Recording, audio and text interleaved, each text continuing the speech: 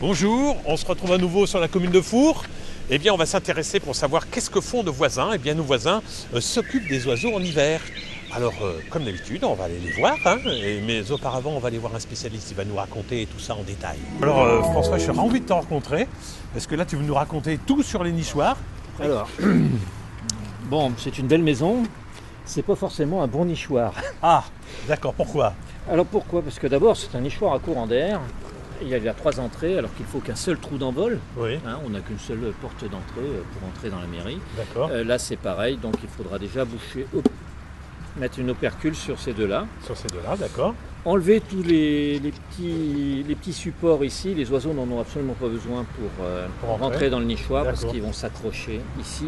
D'accord. Et peut-être réduire le trou d'envol si on veut y accueillir des mésanges, par exemple. Le trou d'envol est bien trop important ici. Il serait fait pour accueillir des rouge-queues à front blanc, par exemple, ou presque le merle qui pourrait rentrer dedans. D'accord. Ah, nous voilà chez Christine, on va aller la voir. Je crois qu'elle a fait des installations pour les oiseaux. Elle n'y connaît rien, elle va tout nous expliquer. Où es-tu ?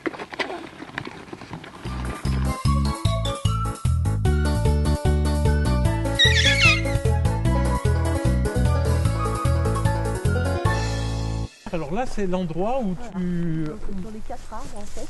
Où tu installes tes nichoirs. Alors sur les 4 arbres, alors vas-y, montre-nous. Chaque nichoir va recevoir l'oiseau en fonction de l'orifice qui... Alors chez nous, c'est plutôt des mésanges charbonnières, mais pour la mésange bleue, comme ça, c'est sûr qu'elle n'a pas de concurrence. Voilà. Pour les boules de graisse, spécialement pour les oiseaux qui vont venir s'accrocher. Ah, ils s'accrochent, tu veux dire, ils s'accrochent où? Ils s'accrochent là? Non, non, les mésanges, elles vont se... Ah, elles vont s'accrocher sur les boules? Ouais, c'est pour ça que tu n'es pas en dessous, alors. Et là-dedans, oui. tu mets quoi, alors? Tu mets pas des boules, j'imagine? Non, là, moi, je mets un mélange de graines diverses ou alors que du tournesol. Merci pour ta visite. Ah ben, je t'en prie. C'est un plaisir. Bon retour. Merci, à bientôt. À bientôt. Alors, on se retrouve dans la maison de Jacqueline. On va aller voir comment elle s'occupe des oiseaux en hiver. On y va. Ah ben, la voilà. Bonjour. Bonjour, ça va? Très bien. Allez, on va aller voir les oiseaux. Quel type d'oiseau vient manger ces graines alors? Alors, beaucoup de mésanges, Ouais. des verdiers, je crois qu'il y a des pinsons, et des merles qui viennent un petit peu à terre, de la graisse, des morceaux de pommes que je mets quand elles sont un peu pourries. Ah oui, les morceaux de pommes, ah oui, bien planqués dans l'arbre. Ah oui. Il y a toujours un peu d'eau pour les oiseaux. Au printemps, tous les oiseaux, vers les, on va dire 17h, vont tous se coucher dans les bambous. Ah, et le matin, ils nous réveillent, mais c'est très charmant. C'est un réel plaisir, merci à vous. Et puis écoutez, à bientôt alors. À bientôt. Merci. En quoi c'est important d'avoir des nichoirs chez soi? Alors, chez soi, bon, Enfin, chez soi, on se fait plaisir, on se fait d'une plaisir. part, et d'autre part, ça va servir à améliorer la biodiversité. Cet ancien préau, il serait tout à fait susceptible de pouvoir accueillir des chouettes.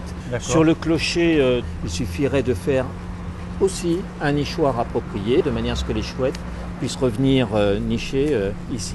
Sur le bord du toit, on pourrait aussi créer des nichoirs à martinets, qui est une espèce en voie de disparition dans le village, et qui pourrait tout à fait nicher au-dessus de la mairie. Alors, chez soi, c'est important aussi, parce qu'on peut accueillir très facilement tous les petits passereaux, et parfois on peut même accueillir des rouge-queues à front blanc, qui est une espèce beaucoup plus rare et qui peut s'adapter aussi dans un jardin, avec des nichoirs appropriés, des trous d'envol appropriés. D'accord, donc si je comprends bien en fait, on place des nichoirs surtout pour aider les espèces en voie de disparition, c'est ça que je comprends? C'est pour améliorer la biodiversité. Si les fourroies veulent aller un petit peu plus loin, ils prennent un petit carnet de notes et ils notent ce qu'ils voient et ils nous en font part à l'API, à l'association de Porte de l'Isère Environnement, parce que toutes les données qui sont recueillies nous servent, nous, pour une très grosse base de données iséroise et nous permettent de faire des études et de mesurer l'évolution des populations aviaires.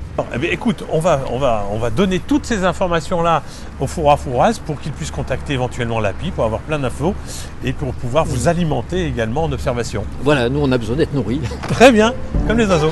Voilà.